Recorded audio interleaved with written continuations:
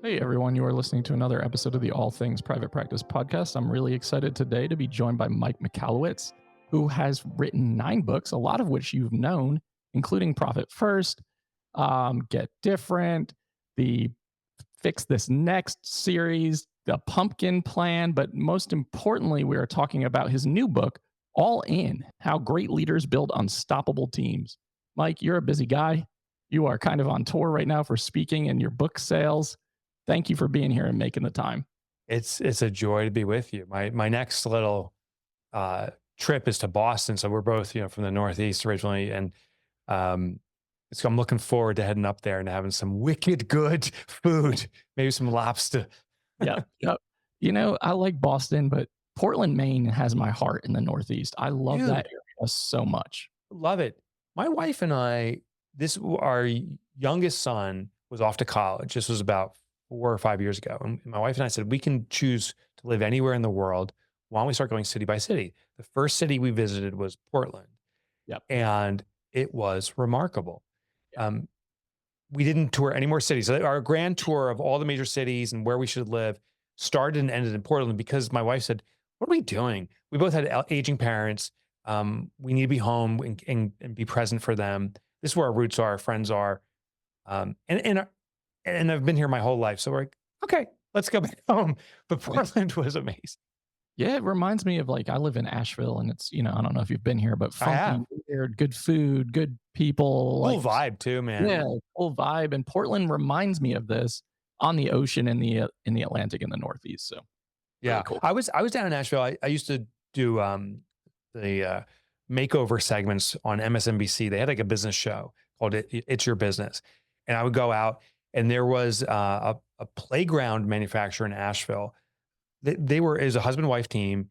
They built these wooden play sets, but pretty big ones, like community size ones, not necessarily for your backyard, albeit some wealthy people did buy that. And I can't remember the name was, but one of the insights from a marketing specialist was, it was like, fun time play sets. They said, change it to Asheville play sets. And look what happens. And that simple change was, it had the key words that people look for. I want a play set and I'm in Asheville. Their business traffic exploded as a result of it. Sometimes it's that simple thing that you're too close to the thing or the product to see it, and that outside perspective is like, oh, of course I should have done that. I think we get too cutesy thinking, that's fun, but cutesy gets confusing. It gets confusing. Cutesy is not really typically sound marketing strategy either in terms of creation. So I like your tagline on your website. I was looking at it before you came on, and eradicating entrepreneurial poverty. And I know that a lot of your stuff is geared towards focusing on entrepreneurs, mental health entrepreneurs. And so tell us about this new book, because I'm in a lot of different leadership roles in my life, and certainly sounds like something that is very valuable. So, and it ties into that tagline, eradicating entrepreneurial poverty. I'll define it real quickly. Entrepreneurs, when they hear it, generally say, I know exactly what that is, but the outsider who's not an entrepreneur doesn't really see it. So entrepreneurial poverty is this vision we have for ourselves. It's inevitably 3 things when I interview entrepreneurs. I started my business because I want financial freedom. That's one. Second is I want personal freedom, do what I want when I want. Third, impact. To serve my community, to be of service, to give back in some capacity. So those are 3 things. So then the reality though is most entrepreneurs who start a business for financial freedom are in more debt than they ever been in their life. They're under financial stress. Yep. That personal freedom of doing what you want when you want is out the window. You are enslaved to your business and to your clients. It's constant work. And the impact, no time to even think about it. It's survival mode because you just have to keep this monster fed. So it's that gap of our vision and the realities we call entrepreneurial poverty. One of the components, and why I wrote All In, is many business owners envision one day the business operating itself, running without them. But what happens, they actually kind of linchpin themselves in the business. They become this, I call it the superhero syndrome. They constantly have to swoop in and fix the problem of the day. It's constantly putting out fires. That is typically defined by poor leadership. Now, I want to qualify that also. I'm not saying that entrepreneurs generally are poor leaders. We do things that are necessary in the beginning. When we start a business, we may be going this solo. We may be scant on cash. So we have to put in the sweat. So what gets the business going today is just raw effort, input, doing what it takes. Getting the business to the next level requires the extraction of yourself and empowering other people. So all in is how do you get your team, and let me also qualify this. Team doesn't mean full-time employees necessarily. It could be part-time. It could be a contractor. It's your vendors. So you could be in a company of one person with a vendor network of technology and different things. That is part of your team. It's this accumulation of all these assets that move the business forward. How do we organize that team to the highest level? I call it to be unstoppable. Ultimately, with the vision of extracting ourselves. My final thing, just put a nice bow tie on this. I was doing a lecture just a couple of days ago, and it was all entrepreneurs in a room. I said, I believe this emphatically. The number one job of an entrepreneur is not to do the job, it's to be a creator of jobs. Very small portion of the global community will ever start a business and sustain a business. It's about 3% start a company and then actually make it work for the long haul. If we are doing the work, we are stealing jobs from the other 97% of the population who's looking to get or have a good job for a good company doing good things. So our job is to create jobs. It's to get the hell out of the way. And it's one of the hardest things to do. That is such an important, powerful piece right there. What you said, like our job is to create the job, not to be in it all the time. And I see so many people, like you said, superhero syndrome or whatever you want to call it, who feel like they have to do every single role, who have to be overly involved, are kind of micromanaging their teams because they don't maybe trust their teams. Maybe they don't trust themselves to make the right decisions at times. Yeah. I see this so often. You know, a big portion of my audience is mental health entrepreneurs. And because so many of us, I would almost guesstimate 95% in totality have zero business training because graduate school doesn't talk about running a business. It's almost taboo. So you get to this place where you're right. I want autonomy. I want freedom. I want flexibility. I want to be able to give back to my community in a way that I couldn't before. And then all of a sudden you find yourself in the situation where you're like, I've created this mechanism that really feels like it's controlling me and my day to day, and I have no ability to step away from it and like let it run seamlessly and smoothly. They say as a business owner, it's a parent-child relationship. You know, you're the parent of this business. It's the child. You have to serve it and care for it and protect and coddle it until one day it becomes an adult on its own and it comes back and serves you. I call BS on that. Like that's not how it works. It's not parent-child. It's Siamese twins. Actually, that's no longer politically correct. It's conjoined twins. We share critical organs. We become so morphed in with the business that if the business is ill, not fiscally, financially, we will feel the consequences. Our personal finances will collapse. We'll become ill. So we have to surgically extract ourselves. The number one way to do this is by giving your employees ownership. And, little asterisk here, I'm not saying equity. Because people are like, oh, I'm not giving equity away. No. I'm not saying legal ownership. I'm saying this concept called psychological ownership. So in the book, I talked about this guy in the 1980s, a guy named John Pierce. He ran this fascinating study with businesses around this concept called psychological ownership. And what the question was how do you get individuals to be so committed to something, to be all in on something? And they said, when we have the feeling that we own something, we become most engaged with it. So a classic example I share is, I know you've rented cars before, you know, I rent from Hertz, you know, recently. And by the way, I think that title Hertz is perfect because it does hurt to buy. I rent from them. What's interesting though, is after you get out of that DMZ checkout by showing your license for the umpteenth time, I drive out and I will admittedly drive the car more aggressively, abuse it. Practically doing donuts in the parking lot, and I will skid into red lights and I'll floor it when it turns green. And this is like a Prius, you know, what can this baby do? Why do I do that? Well, a rental car agency, I don't have any ownership in the business legally or psychologically, but they also force compliance. They say, you got to return with a full tank of gas or we're going to penalize the crap out of you. You know, we're going to charge you $10 a gallon. You know, you there be no scratches or dents. We're going to go around the car 15 times and take pictures. And if we see a single ding, you're going down. And it better be clean. I was saying, when we force people to comply, they will seek to defy. It's human nature. When I put constraints around you, it's human nature to elbow out. And most leaders in their business say, here's what you need to do, colleagues. Here's what I expect from you. If you fail to do it, you may lose a job or there's going to be consequence. So what do people do? They start to elbow their way out. It diminishes their desire. They can even abuse the role. Now, compare that to a car I own. That car, I just recently did a long drive from New Jersey down to Chattanooga, Tennessee to visit with my daughter and carry some furniture down. By the end of this monstrous 12-hour trip, I literally and embarrassingly patted the dashboard of my car and said, "Good girl," which is, it's embarrassing, but I did say that. And I don't do donuts. I don't skid. I want to take care of this vehicle. Right. So the question is, why do I care for one car and not the other? Well, I have ownership in my car, but here's the interesting thing. I don't legally own it. The bank does. I'm making installments. I have psychological ownership. So here's the grand lesson. There's 3 things that John Pierce, that researcher, identified that gives people ownership. And we can do this with all of our colleagues, our vendors, any of them. First is control, meaning the ability to use the vehicle when I want, to have authority over it. So instead of being forced to comply, I can park the car where I want to park it. I can use it when I want to use it. It's my car.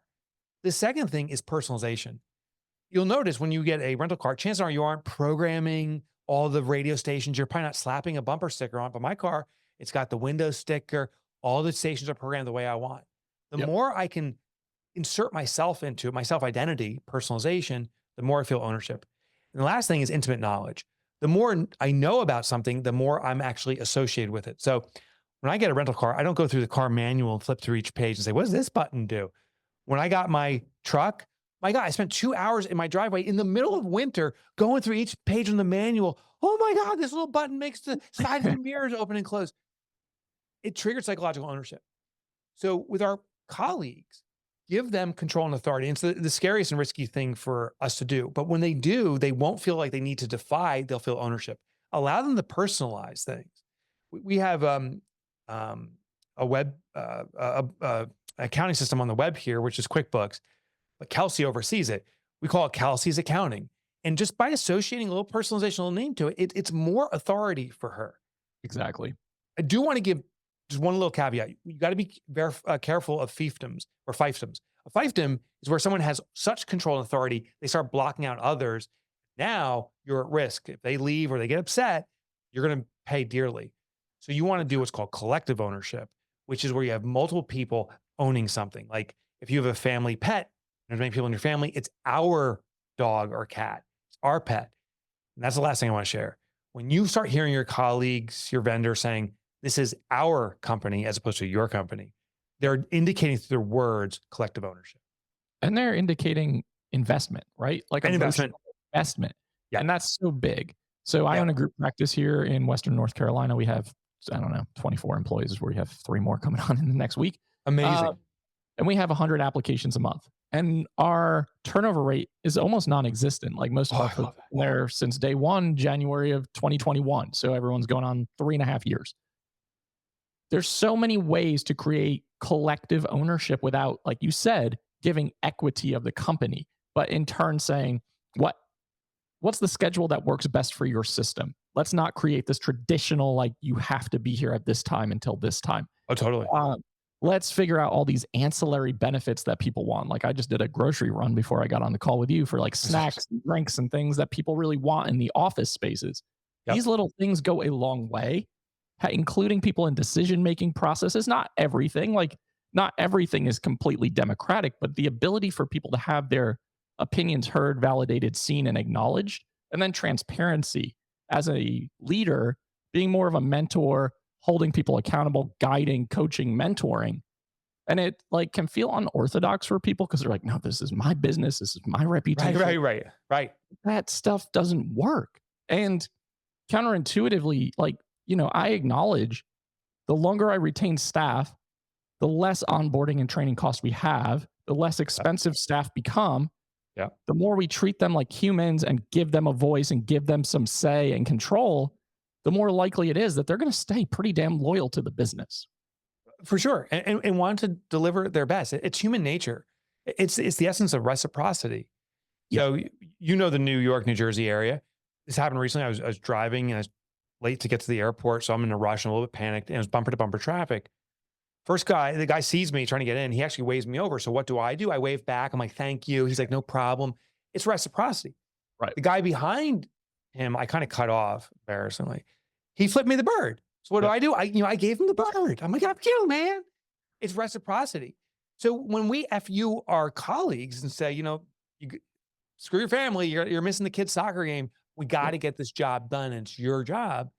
There's a little bit of an FU there. Absolutely. When we give that consideration to them, the consideration comes back. There are abusers. Like, I'm not saying every human being is perfect. There's people that will take advantage of that. For sure.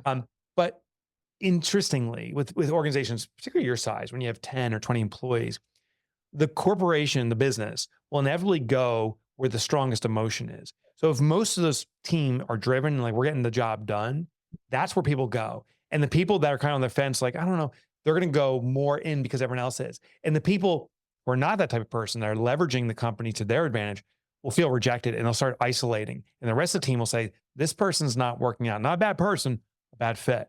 Yep. Conversely, if you allow, the word cancer is probably not the appropriate term, but that kind of that dead wood, dead mentality, that becomes the prominent one.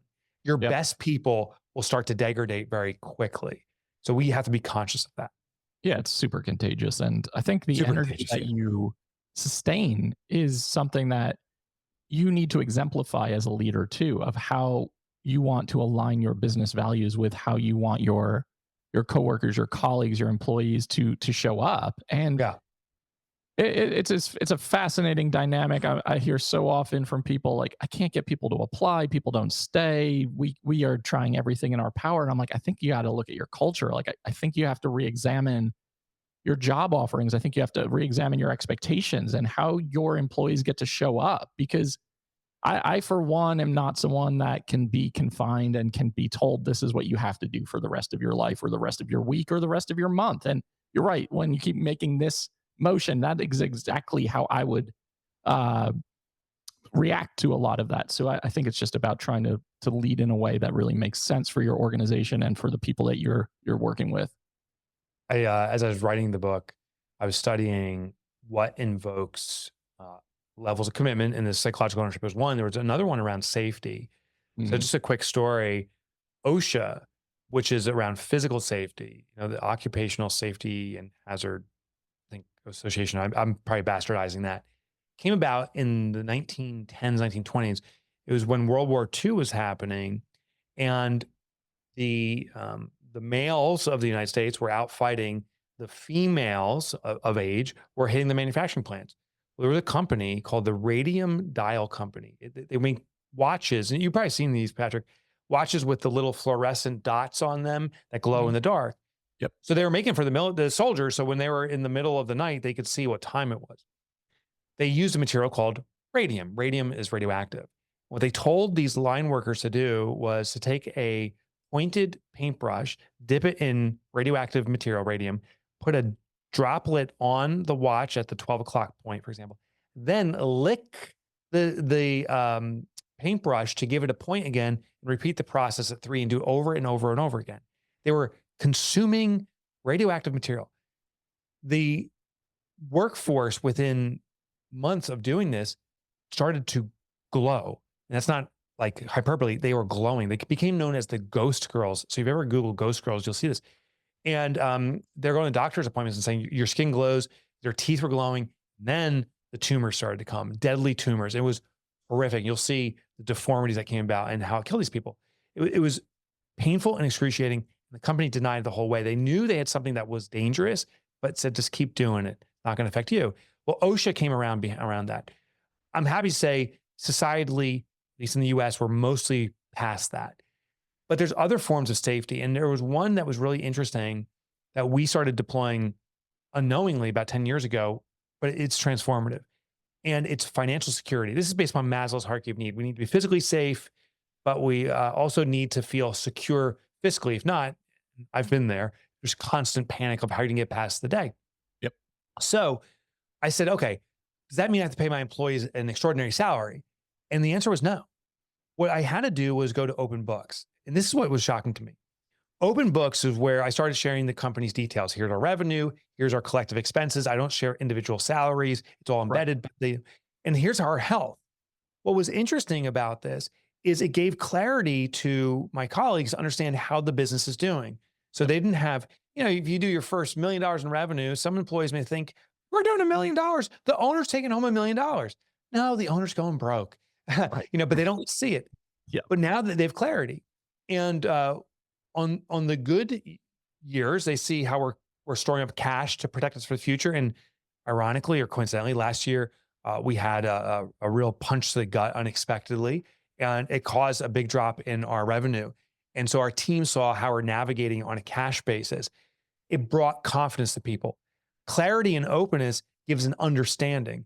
It's just like if you're ever diagnosed with a disease, it's the time waiting to see, do I have a diagnosis or not, where the most worry is. When you know you have a disease, at least you know what you have, and now there's a pathway forward or action that maybe you can take. It's this purgatory stage that's actually the most terrifying. And many leaders are keeping their employees in purgatory. Yeah, everything's fine. We're good. And then all of a sudden there's layoffs and people are like, what the hell's going on? So open books gives people a sense of safety, which was very interesting. I could not agree more. I think fiscal financial transparency, aside from, like you said, people's salaries and individual stuff that's happening behind the scenes, like, is really important. And we go over that too, because I want our staff to know where the money's going, where the Yeah. money's coming from. Are we in a position to, increase salaries? Are we in the position to increase benefits? Are we in the position where we may need to increase caseload sizes based on the ever evolving landscape financially?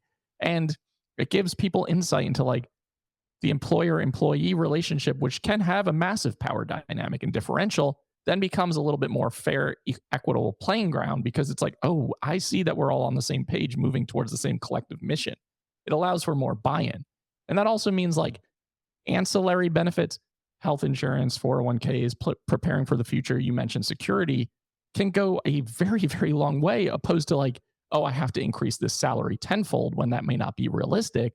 Yeah. But in reality, offering health benefits, 401ks, other benefits can create that sense of safety because your needs are being met both in the present day and in the future tense.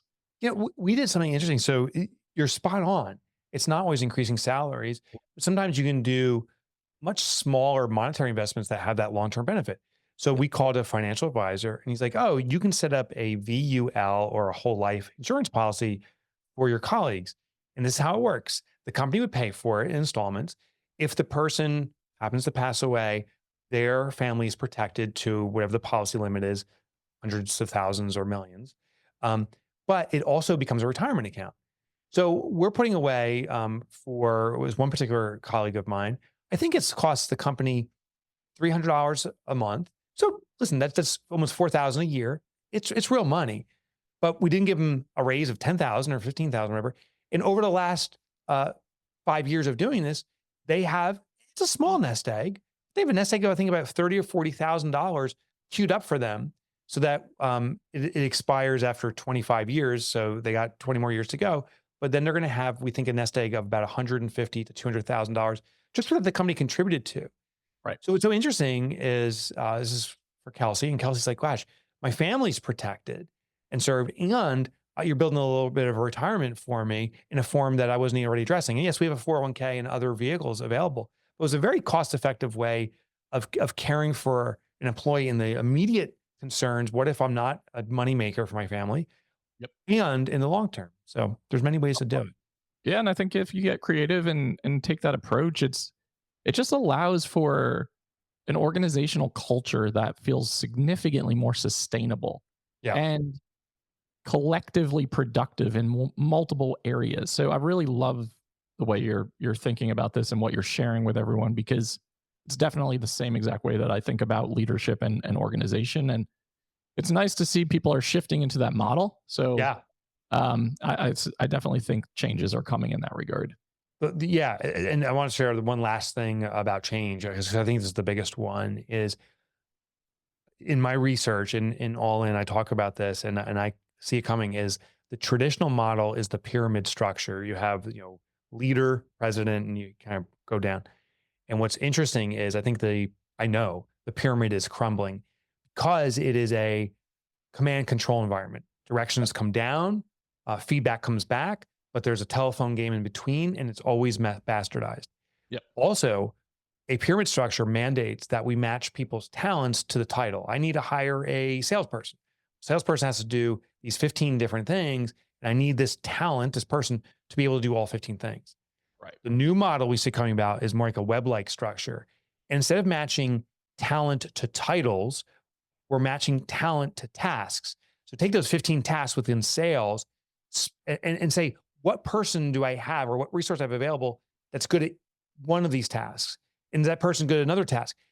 So as an example, in a company, I ultimately sold it, but I looked at my receptionist and her name was Petra, and she was excellent at a few things. Customer relationships was her thing, answering the phones, meeting people face to face. We were brick and mortar back in the day, and she was fantastic. She was no good at the light data entry, invoicing.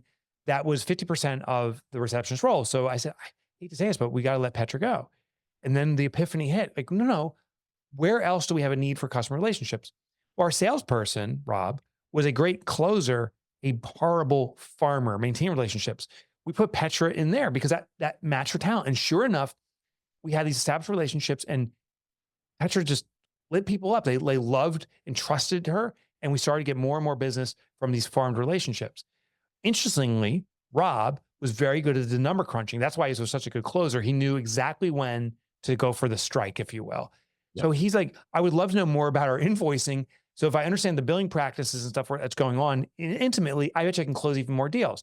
So he started doing our light invoicing and data entry. We started matching people's talents to tasks. Both of them elevated up. The risk, the challenge is stripping titles. It's almost impossible to do that. To say, Rob, you're no longer the sales guy. You're simply like number cruncher guy. That can be defeating and undermine someone because they have associated themselves with a title.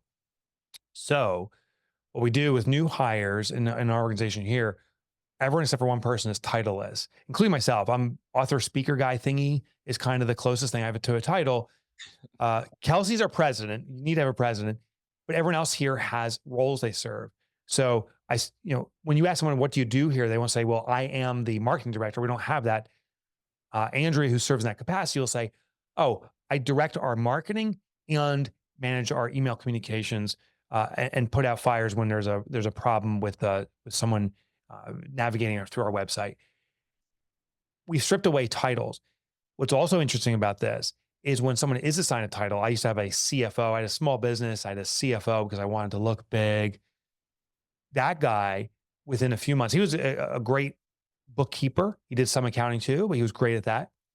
He came back to me and said, Mike, I was looking at the ads in the paper, and a CFO gets paid $1.5 million on it. I'm like, yeah, Coca-Cola. I said, but for us, 50,000 is a good salary. He's like, no, I'm a $1.5 million guy. So there's also this risk of titles is people will use that. It's natural. I do too, to compare myself to everyone else in that category, and it can undermine you too. So if you can, don't go with title. It's hard to strip them away, but don't add titles in as you add people. Match talent to task, not talent to title. I love that. Yeah. Because it takes away from that like black and white perspective of, that's right. I'm hiring for this role and you better meet all of these requirements. And naturally, most people are not going to be able to successfully or confidently do every single thing in a job description really, really well. But if they do a couple of things really well and you're able to match their talents, you can really create a lot of growth internally and also support them in their journey professionally as well. Yeah, that's absolutely true for me. I'm good at, I want to think I'm good at everything. I'm not. I'm good at a few things. And I think that's true for almost all of humanity. Yep. And the funny thing is, and it brings about the most joy. When we can do what we are good at, it's usually we're good at it because we like to do it. And therefore it starts this positive upward spiral. 100%. Mike, this was a fun conversation, and it's really exciting for me to have you on because you're someone who I read your books. Thanks, brother. It's just really cool to be sitting here with you. So thank you for your wisdom and what you're putting out into the world. And please share with the audience where they can find your new book and your 8 other books that you do. Yeah, and it's been cool being with you, Patrick, and meeting you. So thank you for this. the mecca, the starting point is MikeMotorBike.com. That brings you to MikeMichalowicz.com. No one can spell Michalowicz, including myself at times. So Mike Motorbike. The irony is I'd never driven a motorcycle in my life, but it rhymes.